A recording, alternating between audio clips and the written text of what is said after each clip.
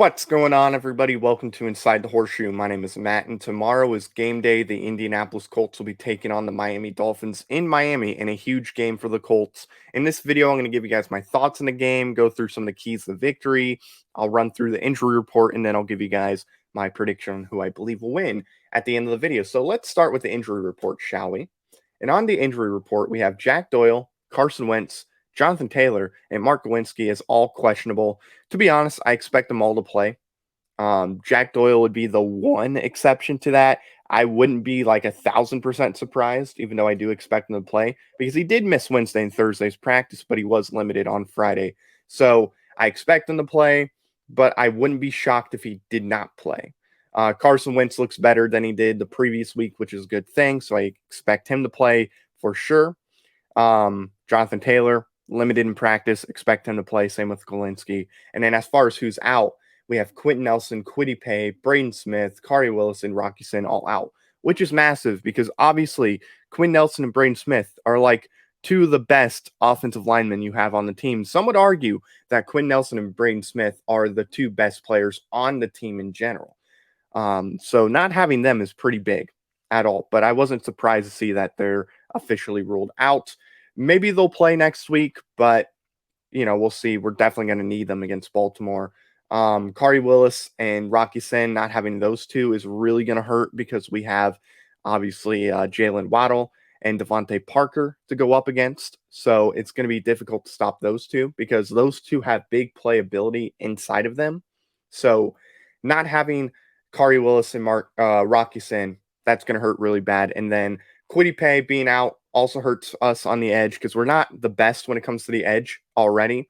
So it hurts not to have him. I would think either Kamoko Toure is going to start or you would move Muhammad to where Kwity Paye would normally start. And then where Muhammad would normally start, you would put Tyquan Lewis. Odds are that's going to be what happens for the Colts, but we'll see what happens. So let's get into some of the keys to victory, shall we? The first key I have for this game that the Colts need to do if they're going to win, and it got difficult with Quinn Nelson and Braden Smith ruled out, protect Carson Wentz.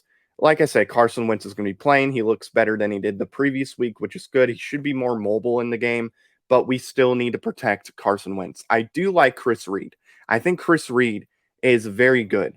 So having Chris Reed in to replace Quinn Nelson, I think is not as bad as it could be.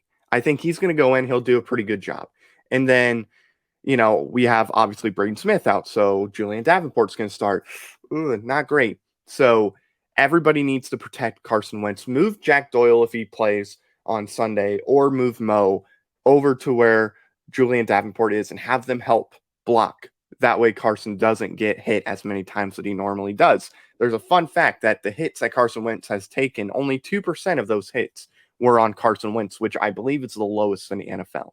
So, that's not good. You got to protect Carson Wentz, keep him healthy. That is going to be very, very important in this game. You also got to establish the run and do it effectively because you have Xavier Howard and you have Byron Jones, two really good corners. They're going to be covering our receivers and doing a really good job. So we have to make sure we establish the run. Run more than 10 times with Taylor. If he's hurt, then run more with Hines. We got to run the ball and we got to do it effectively. If we don't run the ball well, that's going to hurt us really bad in this game. Hines, I believe, is averaging 6.5 yards per touch, which is really good. So hand the ball to Hines if Taylor's hurt. Get Taylor involved. Get that run game going. Get Jordan Wilkins involved in this game too. You don't have to just have Taylor and Hines out there. I would say put Marlon Mack out there, but we are trading Marlon Mack, and odds are they're not going to play Marlon Mack. That way they can keep him healthy for whoever's going to trade for Marlon Mack. So put Jordan Wilkins out there. Do it. I mean, we got to get that run going. We got to do it effectively. So that is going to be big for this game. Also, when you're in the red zone, you have to score points, get touchdowns on the board. And I get it. Last week, we kicked field goals in the red zone. Yippee. But you have to score because that has been a big problem for us all year this year. And that's been a problem last year too. It's the fact that we're not scoring when we're in the red zone. We're moving the ball down the field, right? Maybe not in the Tennessee game, but in the Rams game and in the Seahawks game, we're moving the ball down the field for a good chunk of the game. We're just not scoring. We're not putting points on the board. We have to score in the red zone. That is going to be big in this game, like really, really big. So when you have those opportunities, score in the red zone.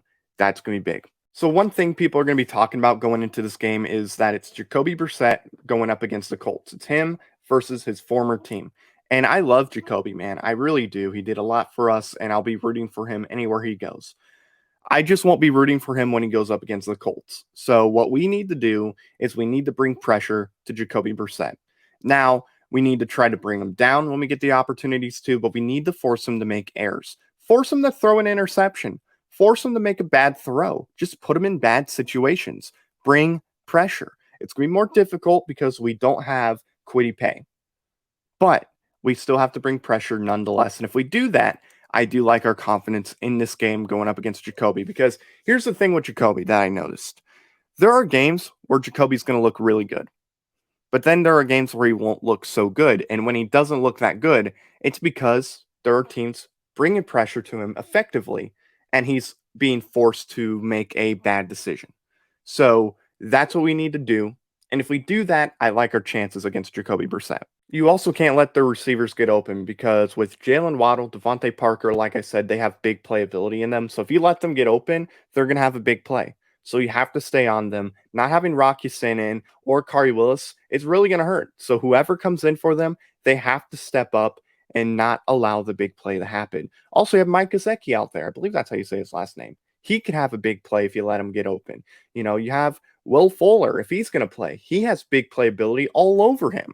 So you can't let those guys get open. Stay on them, do your job, and as long as you do your job and not let them get open, I like our chance in this game. Okay, so with all that being said, let's get into my prediction for the game. I do believe it's going to be a good game and a close game, but at the end of the day, I do believe the Colts are going to make enough plays to where they will get the win. I think the final score is going to be 28-24 Colts, and a good, fun game.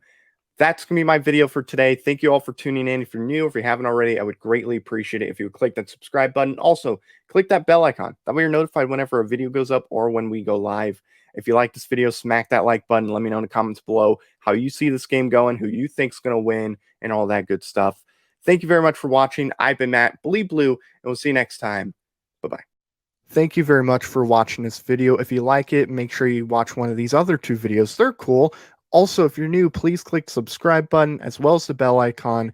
I greatly appreciate your support.